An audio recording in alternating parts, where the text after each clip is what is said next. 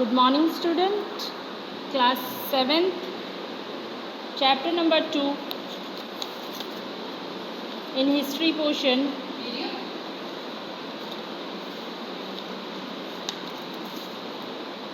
New kings and kingdoms. Page number 15. The tripartite struggle, Gujar, Pratiharas, Rashtrakutas and Palas. Okay, now start. The three dynasties of the early medieval period, the Gujar, Pratiharas, Rashtrakutas and Palas. यानी अगर हम early medieval periods की history देखते हैं तो 3 prominent and important kingdoms हमें show होते हैं, गुर्जर, प्रतिहारास, राष्ट्रकूटास एंड पालास.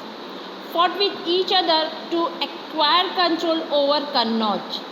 और ये तीनों आपस में फाइट करते रहते थे, बैटल करते रहते थे. क्यों?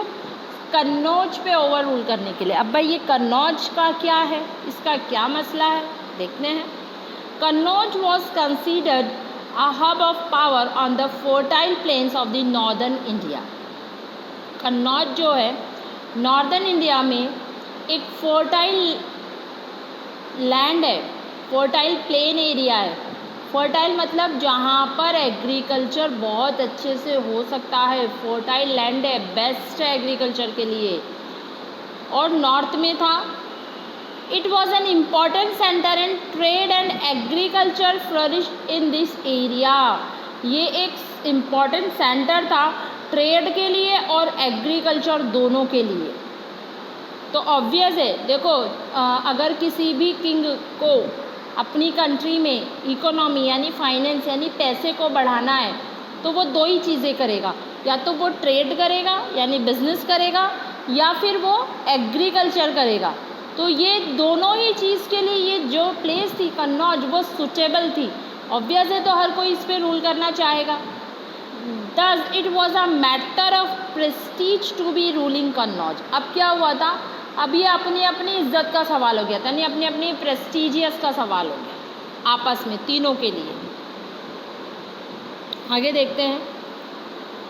The three dynasty kept fighting with each other to gain this prestigious area. अब तीनों जो डायनेस्टी थी आपस में फाइट करती थी इस एरिया के ऊपर ओवर रूल करने के लिए. As there were 3 dynasty fighting among each other, it got the name of tripartite struggle. क्योंकि ये 3 पार्टी, 3 डायनेस्टी, 3 पार्टी एक दूसरे से फॉट में लगी रहती थी, इसीलिए हमने इस फॉट को, इस फाइटिंग को, इस स्ट्रगल को 3 पार्टीड स्ट्रगल का नाम दे दिया. ऑब्वियस है ना, 3 थे और 3 पार्टीज थी, स्ट्रगल कर रही थी, तो 3 partite struggle. Simple. Since their army were near equal in capabilities, there were no definite victors. तो तीनों की जो आर्मी पावर थी, तीनों की जो स्ट्रैटेजीज थी वो इक्वल थी, इसलिए हम नहीं बता सकते कि डेफिनेटली कौन करा था. यानी कुछ टाइम के लिए ये रूल करते थे, फिर दूसरी आर्मियों से डिफीट कर देती थी, फिर वो रूल करती थी, फिर तीसरी आर्मियों से, तो एक के बाद एक दूसरे को डिफीट करते रहते थे. तो हम डेफिनेटली नहीं कह सकते कि कौन पावर में था. However the constant battle kept weakening them over a period of time.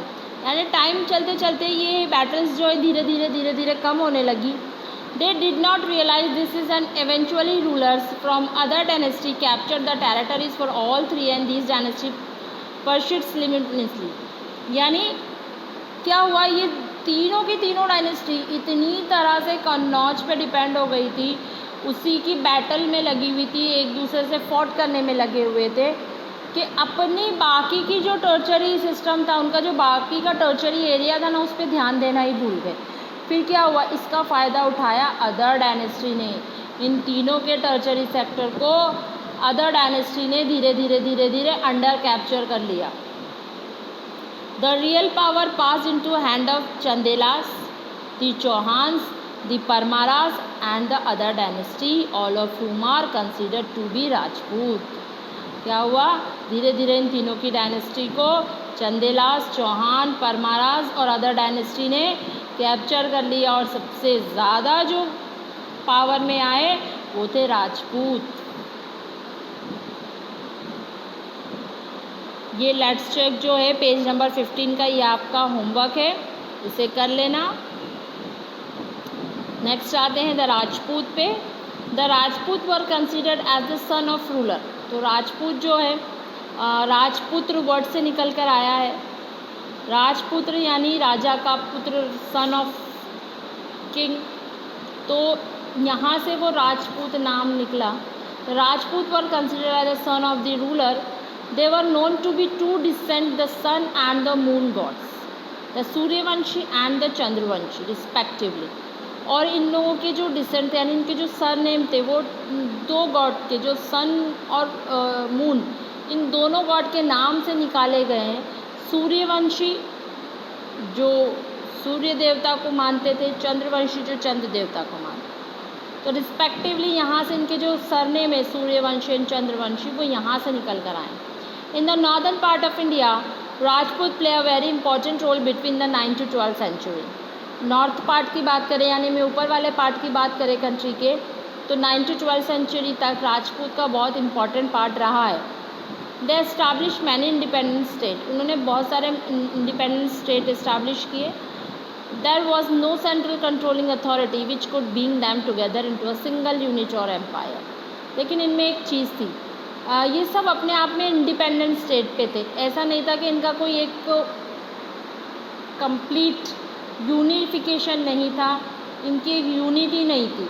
यानी ऐसा नहीं था कि भाई राजपूत है तो अलग अलग जगह जो राजपूत बसे में उन सबका एक कोई हेड है या इनकी सबकी एक यूनिटी नहीं। ये सब अपने अपने इंडिपेंडेंट स्टेट पे थे। जैसे हम मुग़ल एम्पायर देखते हैं, मुग़ल एम्पायर जगह जगह फैला हुआ था। कंट्री के मोस्ट ऑफ इंडिया के हर तरफ मुग़ल एम्पायर था। मुग़ल एम्पायर का एक हेड था, मुग़ल एम्पायर का एक किंग हुआ करता था हेड के, जो रहे हैं Akbar, Babar, Humayun,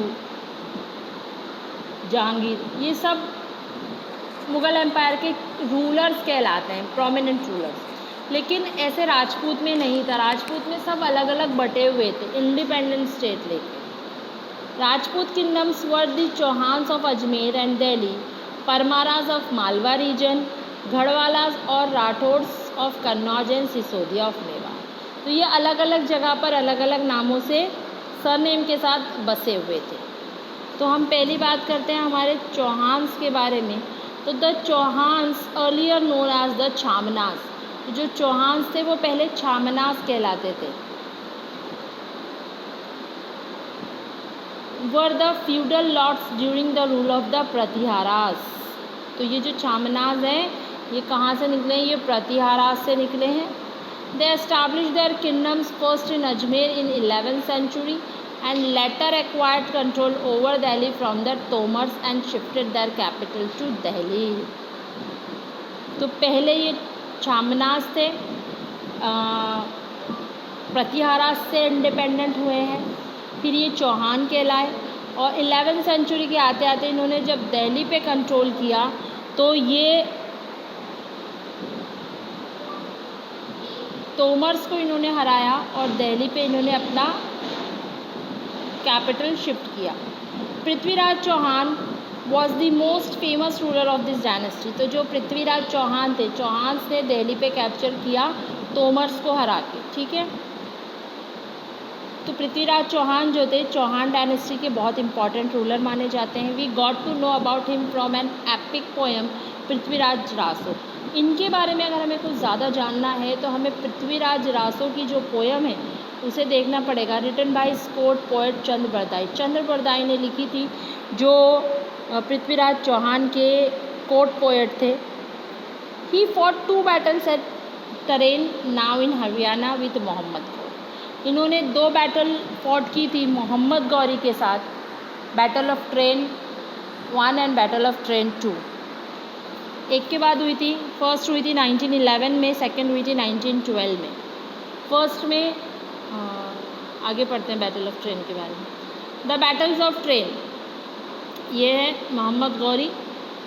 the first battle at the Tarain took place in 1191। Prithviraj united some Rajput kings to face Mohammad Ghori. Unfortunately Jaichand the ruler of Kannauj did not join this confederation in the battle. क्या हुआ, फर्स्ट टाइम पृथ्वीराज का सामना हुआ मोहम्मद गौरी से। मोहम्मद गौरी ने बैटल के लिए अटैक किया, पृथ्वीराज चौहान ने इसे एक्सेप्ट किया और उन्होंने क्या किया, जो राजपूत एरियाज थे उन्होंने राजपूत किंग से हेल्प मांगी, तो काफ़ी राजपूत ने उनकी हेल्प की बैटल ऑफ ट्रेन में। लेकिन जो कन्नौज के जो रूलर थे जयचंद, उन्होंने हेल्प करने से मना कर दिया। पहली बैटल हुई, Ghori was wounded and defeated which cause his army to flee. पहली बैटल में मोहम्मद गौरी को वो ज़ख्मी हो गए और उन्हें हार का सामना करना पड़ा और अपनी फोर्स को छोड़कर वो वहाँ से भाग गए। सेकेंड बैटल हुई जस्ट आफ्टर 1 ईयर 1192 में। Mohammad Ghori attack the kingdom of Prithviraj Chauhan again with the motive of revenge and the establish control over India. दूसरी बार पृथ्वीराज चौहान ने अटैक जो किया, मोहम्मद गौरी ने जब अटैक किया पृथ्वीराज चौहान पे, तो पहला तो उनको बदला लेना था अपनी हार का, रिवेंज था। दूसरा कंट्रोल था उनका, इंडिया पे कंट्रोल करना था। This time he had organise a battle cavalry and army. Prithviraj again form a confederation, but this time Jaichand instead of joining the battle from the side of Rajput is said to have helped Gauri. Ultimately, Prithviraj was captured and slain. क्या हुआ कि second battle जब start हुई, फिर पृथ्वीराज चौहान ने कुछ राजपूत से confederation की, यानी बातचीत की कि हम फिर से साथ मिलके लड़ते हैं। तो कुछ राजपूत इनके साथ आए, लेकिन इस बार जयचंद से कहा गया, बहुत इंस्ट्रक्ट किया गया कि आप भी हमारा साथ दो, लेकिन जयचंद ने कहा कि नहीं, मैं इस बार तुम्हारा साथ नहीं दूंगा, ना मैंने पहले दिया था। अब जो है उन्होंने हेल्प किसकी की, इन्होंने जयचंद ने मोहम्मद गौरी की हेल्प की। और क्या हुआ, मोहम्मद गौरी जो थे वो इस बैटल में जीत गए। पृथ्वीराज सिंह को पकड़ लिया गया और उन्हें बंदी बना लिया गया। Although another Turkish ruler Mohammad of Ghazni Afghanistan had also attacked in Gujarat region in search of wealth. और भी अगर बात करते हैं हम, तो तुर्किश रूलर जो थे महमूद ऑफ गजनी अफ़गानिस्तान से आए थे, उन्होंने भी अटैक किया था गुजरात के कई रीजन पे वेल्थ के लिए, यानी पैसों के लिए। The loss in the battle of Tarain by the Rajput is considered as the turning point of the destiny of India.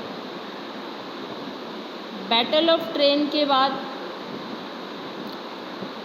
एक नया टर्निंग पॉइंट आता है, यानी यहाँ से डिक्लाइन स्टार्ट होता है और मुग़ल एम्पायर का सल्तनत पीरियड स्टार्ट होती है यहाँ से। फिर उसके बाद मुग़ल एम्पायर आता है, तो यहाँ से धीरे धीरे डिक्लाइन स्टार्ट होता है राजपूत। सुल्तान महमूद ऑफ गजनी हम नेक्स्ट लेक्चर में देखेंगे। आज के लिए बस इतना ही। Thank you.